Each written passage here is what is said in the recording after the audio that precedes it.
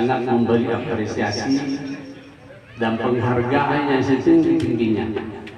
Tentu yang tak kalah pentingnya adalah doa kepada almarhumah Hak JDC.